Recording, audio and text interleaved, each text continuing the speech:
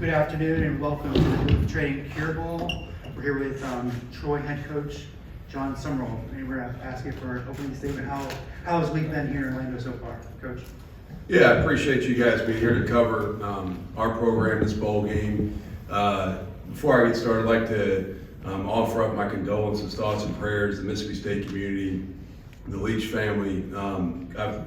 I went to the University of Kentucky. Coach Leach was an assistant there when I was getting recruited there. And Mike Leach has meant more to college football, brought more value to college football, not just schematically, but personality-wise. He's been a very colorful person and added so much value. And our thoughts and prayers with that program, that community, and grateful for having the privilege to know him.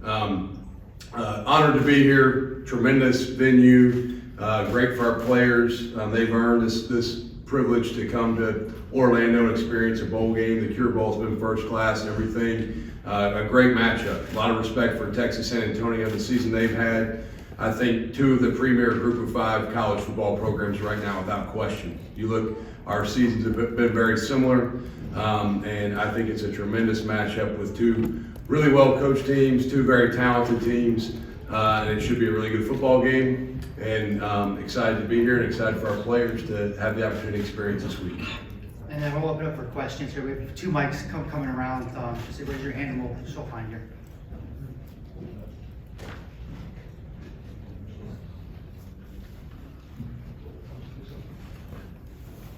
Afternoon, Coach. Kyle Nash with 3-point conversion. You mentioned the great matchup we're looking for here, the first in the Cure Bowl's history with 2 CFP-ranked teams. There's been a lot of talk that the tide is kind of lifting and that there's more parity in college football. What do you think that is, if that's true? What do you think is causing it? Yeah, I think, you see really a lot of talent that's shifted and going different places. I think sometimes, too, really good players want to go places they can play right away and have an immediate impact. And you can play at a high level. You don't have to go to maybe a logo school that everybody recognizes from their childhood. You can go to a place that's a newer program or a program that's maybe moved up from a lower level to FBS and play big time football and have an immediate impact. And I do think, good football players are everywhere. And I believe you look around the Group of 5 right now, I think there's some really quality teams that I can assure you the Power 5 teams don't want to play. And I think this game's got a matchup of 2 of those teams that I think are those kind of places. Coach Jamie Say from Cure Bowl Radio, welcome to Orlando. We're happy to have you here. Just wondering, when did you know that you had something special with this team? I mean, I know you've got a history with Troy, but you come back. When did you know that the guys had something here that they could rattle off 10-3? Yeah, I think when I got the job a year ago, roughly, and my biggest recruiting job was not to add new players. My biggest recruiting job was to get 2 of the young men that are here today that have been longtime starters. Austin Stidham at left tackle and Carlton Marshall at inside linebacker was recruiting our current roster to return. And I knew when those guys made the decision to come back, it was going to help us establish the standards in the program, the core values that we wanted to set from how we did things day in, day out. I knew that was going to give us a chance to maybe be better or faster than people anticipated. I don't know that I would have projected, hey, we're going to be 11-2, we're going to be conference champions, we're going to win 10 straight, or any of those things that have happened. A big turning point in our season was the App State game. I mean, we lost on a Hail Mary, and heartbreaking loss. Our kids had poured so much into their development and getting Troy back on the map and playing quality football. But I think they learned a lot through that loss. And I think you have adversity, it reveals what you're really about from a character standpoint. And I think they also understood that the year before, in the 11th game of the 2021 season, App State had come to Troy and the score was 45-7 or something. We went up there the 3rd game of this season and we played really good football. We just didn't play the last play of the game very well. And I think that gave our guys some confidence that we could play at a high level. I have more respect for our team and their ability to pick themselves up off the mat after that kind of defeat. And the next week we go play Marshall and win 16-7. And Marshall had just beat Notre Dame a couple weeks prior. And then we beat Western Kentucky, who's a really good team. And that started to kind of get the momentum going for our season, it felt like. Just a follow-up, you talk about their ability to pick themselves off the mat after defeat. How good are they at moving on to the next play? If something goes wrong, how are they at rebounding from that and taking the next play as it is? Yeah, we have a mantra we use in our program, and I say, so what? And the players say, now what? We have a so what, now what mentality. I don't care if something good happens. I don't care if something bad happens. I say it almost daily to them. I say, so what? And they respond back with, now what? All that matters is what's next. And, you can't control what's happened already. If you do, you're going to live in regret and frustration maybe, or disappointment. And you also can't live in the future, because then you create anxiety or worry over stuff that you have no control over. So I just try to encourage our guys to be in the moment, be where your feet are, play the next play. Coach, Larry Ramirez, KSAT 12, San Antonio. When you look at the Roadrunners offense, what sticks out to you about that side of the ball, in particular quarterback Frank Harris? Yeah, the first thing that sticks out, I'm a defensive-minded head coach. I usually look for, where's the weakness, all right, of the team, and I don't see it. And usually I can find an area where I go, all right, we can attack here, or we can do this. And then the next thing I do is, where's the strength? And their strengths are many. It does start with the quarterback. He is a phenomenal player, but they're extremely explosive. They do a lot of things schematically that attack you and make you vulnerable to a lot of different things from a leverage standpoint. And so good scheme, good players, dynamic. It's as good of an offense as we played all year. I mean, we played some good teams. We played Ole Miss game 1. I think this is the best offense we played this entire season. Coach, Shane Whitehead, WFTV, ABC Orlando. The name of the bowl game, Cure Bowl, unique opportunity for you, your players, your program to represent the bowl this week, UTSA as well, raising the money for these researchers to lick this thing. I mean, it affects just about everybody. Your thoughts on the uniqueness of this? Yeah, I think it's a privilege to be to represent a bowl game that does stand for such a cause. It's a tremendous thing for us to get to play in a bowl game, period. But to be able to play in the Cure Bowl, it does represent cancer research and developing a cure and helping promote the awareness of how can we all come together to attack cancer. I think is a really cool cause and a neat way to join forces and attack something, and really a great concept and a tremendous idea. Coach, your team's defense is well known in its own right. You mentioned Carlton earlier as being a big part of that with his 121 tackles. But what is it, 8th in points allowed? But towards the end of the year, last 3 games, 34 or more points by your offense. You mentioned so what, now what? Can you talk about what the keys were to getting the offense come around toward the end of the year to make it happen? Yeah, I didn't shy away from when I took the job that we needed to create an identity on offense. I didn't think we had one, a really well-established one prior. And I think that you look at the development of our offensive line, it's been critical. Through spring practice, I was very candid with our team and all of our position groups. Through spring practice, our offensive line didn't allow me to sleep very good at night. And I think that group has grown and they've become more consistent. And so I'm proud of that growth. And I believe offensively, sometimes things take a little longer. I don't think you can just walk in and change 1 or 2 things and all of a sudden it's magically improved. I think it takes a little bit more time. It takes some things coming together in chemistry and in sync. And I feel like that group's done a nice job. Our staff's done a good job on that side of the ball. Our players have done a great job. And the last several weeks we've sort of clicked a little bit better. Early in the year we were trying to find our way. We had some games where we couldn't run the ball and we threw it pretty well. Middle of the year sort of flipped. The last few weeks we've really been playing good complementary football, and that's how the ball has been in sync a lot better. John, you talked about when you first got there, you had to sit down with some of your players and kind of keep them maybe committed to the program and coming back. What was that message like? I mean, it seems to be a much bigger message that a lot of coaches are having to talk about now when it comes to roster management and keeping players maybe satisfied with the idea of coming back to play another year. One thing I was fortunate, like Carlton and Austin, I was at Troy as an assistant when we recruited them. So I had a relationship which made that process maybe a little bit more seamless and natural. I think your roster matters. Like I worry more about our players than I do any recruit. And I care about recruiting because it's the lifeblood of your program. But the guys that matter the most to me are the guys that wear the Troy logo every day. If they don't know that we love them, care about them, I'll do anything I can to help them, then we got a problem. And when I say love them, we talk about it in our building all the time. Love is an action, not a feeling. And to me, it's about sacrifice and service. And what do you do to support the young men in your program?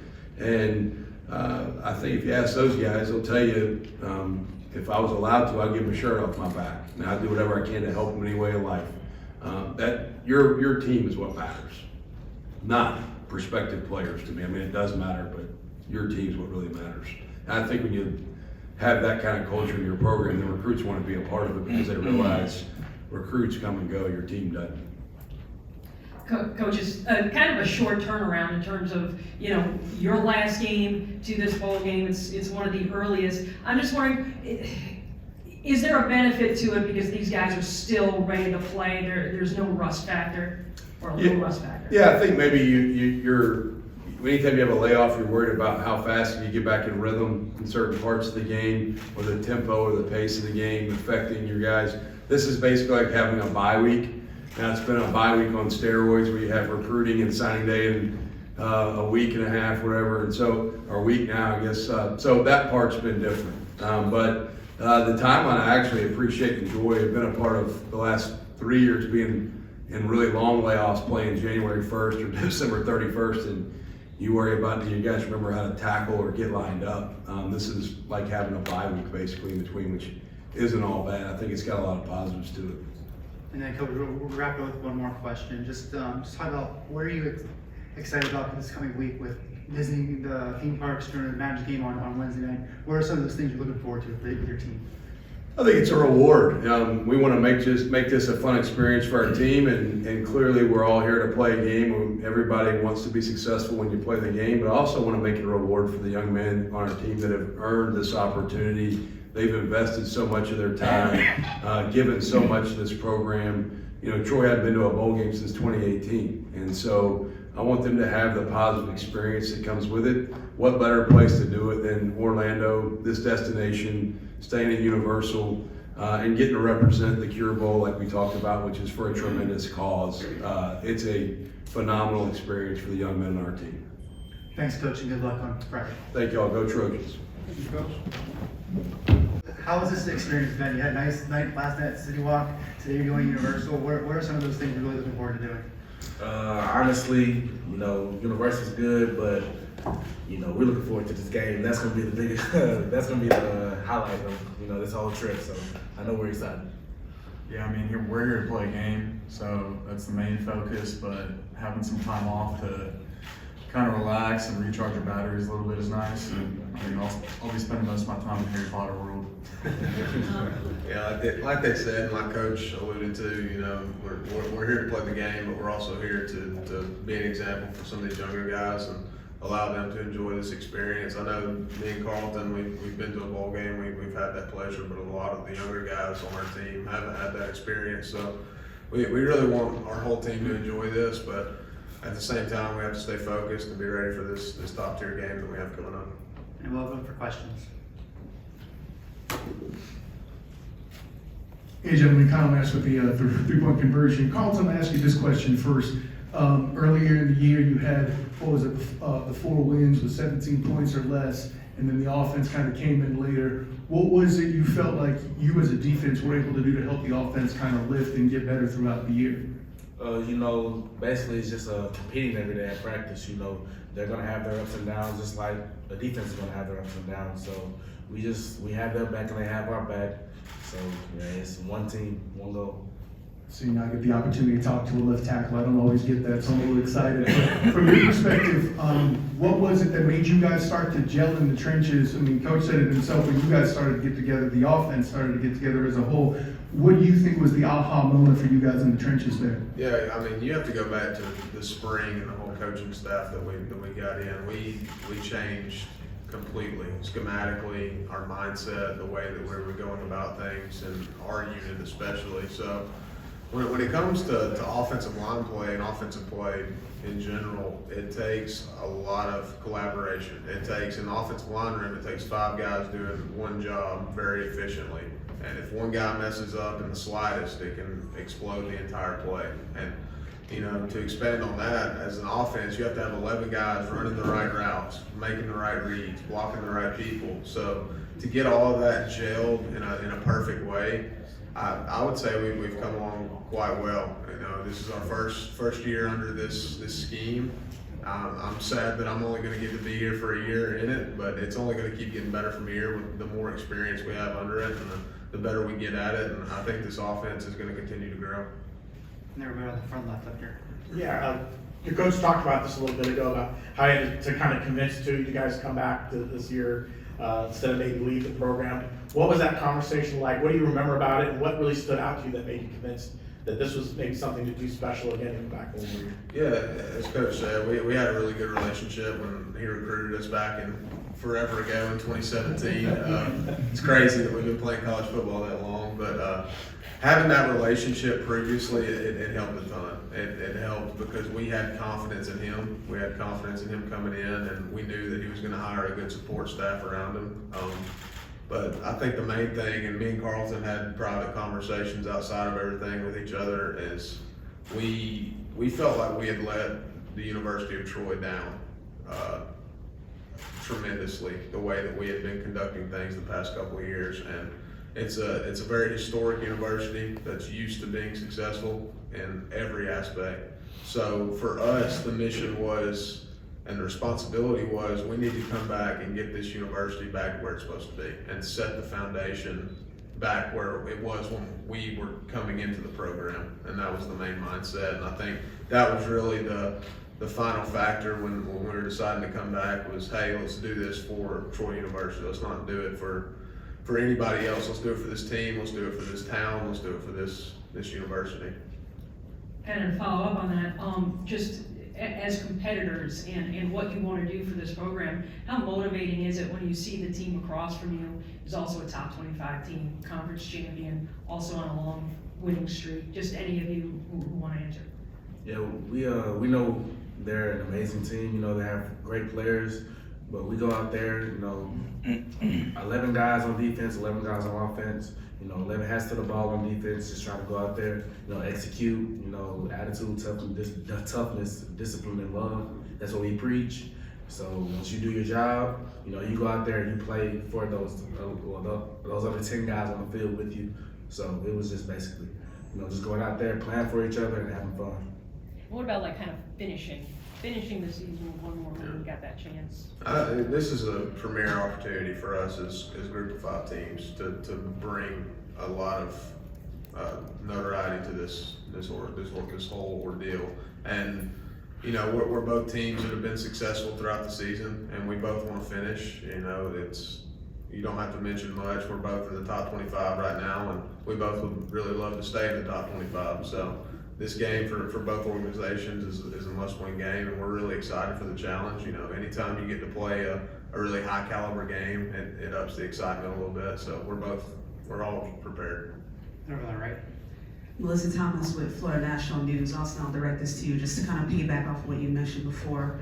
How satisfying is it to have made it to the Cure Bowl, considering what you were saying earlier about the fact that you felt that you kind of let Troy down, but to be here for this game here, being in the top 25, and also kind of incorporating what the coach just said about how he feels so strongly for you guys that he literally would give the clothes off his back. Like, how does that fuel you guys to go forward? Yeah, I mean, it means the world to us to be so successful, and the fact that we got everybody to buy in to a level of this much success, and it brings a lot of honor to us and a lot of happiness too to see that we're getting our focus back, and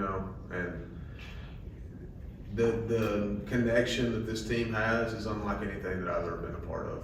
Between the staff, between each player, to have a team that's as close-knit as this team, and to know that we're leaving it behind in a much better place than what we found it in, it brings a lot of happiness to me. And I know that I'm going to be able to leave this and be proud of where I came from. I'm going to be proud to be a Troy Trojan, and I'm going to look back and I'm going to follow this team for the rest of my life and say, hey, I went to school there. I was a part of what this organization stands for.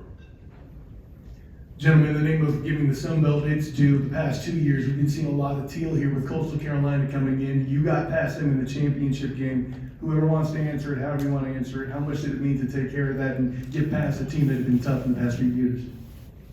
That's a subtle hint to say the least, it was an amazing experience, and that's really all you have to say. Anytime you're winning a championship, it's going to be an amazing experience. But to beat a team that's kind of edged their way into a little rivalry position for us, it's a really great feeling. And y'all can expand on that if y'all need to. Yeah, I mean, coming into this year, there were two teams that we really had our eye out for, and that was App State and Coastal Carolina. We didn't get it done at App State, so we kind of had our sights set on Coastal at that point to meet them in the championship game, and to actually finish the job just this time was, I mean, it kind of left me speechless, because that was the team that we've been struggling to get past the past few years. Always played them tough, but we finally were kind of clicking on all cylinders to get that job done. This is for all you guys. Was there a moment, your coach kind of talked a little bit about the App State game, where maybe things just started to click for you guys, or you felt like, man, we're on to something special here. Things are really kind of are moving forward. Was there for each of you, was there a moment when that kind of clicked in your heads, or for you guys as a team? Yes, I would like to say, it was the App State loss, because I know a lot of the guys came closer after that loss, and I would say that was a loss that we needed. Definitely, we didn't want to lose that game, but in dramatic fashion, how we lost, I think that kind of brought the team together, and they saw that we could compete, with the top level contenders, like Appalachian State, we thought they were, but just guys coming together after that heartbreaking loss, and I think that's what really, sparked the fire. Kyle, can you talk a little bit about your community service and what you've kind of done in the past? Yeah, so I mean, it's really an honor to represent the city of Troy in my hometown, Palos Verdes, California. They've given so much to me, and so to be able to give back to them, it really means a lot. And going with the Cure Bowl, I mean, pretty much everyone has been touched with cancer, and I lost my dad 3 years ago to cancer. And so I've kind of made it my mission since then. This is why I still play football right now. I mean, this is my 7th year. I mean, there's no reason for me to be back here right now. But I kind of made it my mission to, honor my dad. And so it kind of started this summer. I raised money to run a triathlon, and so I kind of just off the top of my head I was like, yeah, let me do a triathlon, see if I can raise some money for cancer awareness. And so in like a little less than 2 weeks, I just picked the closest one to my hometown. It was 2 weeks. I had 2 weeks to get ready. Raised a little over $2,000, which was awesome, and finished our triathlon in about the time I wanted to. Took a little longer than I thought, but I mean, I was sore for about 30 days after that, and we were getting right back into summer football, so that was tough. But yeah, I mean, it's an honor to be a part of the Cure Bowl this year, considering it means so much to me. And then Carter and Austin, just talk about what does it mean to have a game like this where we're trying to raise money for cancer research, be a part of a game like that. Yeah, I mean, as Kyle said, and as many people have said, I think everybody has been touched by cancer in some way, whether it be a friend, a family member. I know I've had multiple family members pass away from cancer, and it's just such a devastating disease. It really is, to see what it puts families through, what it puts people through. To be representing such a noble cause, it's a great feeling. The way that we have this set up, and the way that we get to be a part of it, and we get to make a change and be a part of the action behind it, it really makes me happy to be here. But yeah, but yes, you know, I have a close friend, you know, Cameron Banks. His family was affected by you know, breast cancer, so that kind of puts everything into perspective, knowing that, you know, it's bigger than football, you know, and it's just an honor, you know, being here and playing for something that's bigger than yourself, that's bigger than, you know, what's in front of you. So, you know, it's just an honor. Thanks, guys. Good luck on Friday. Thank you.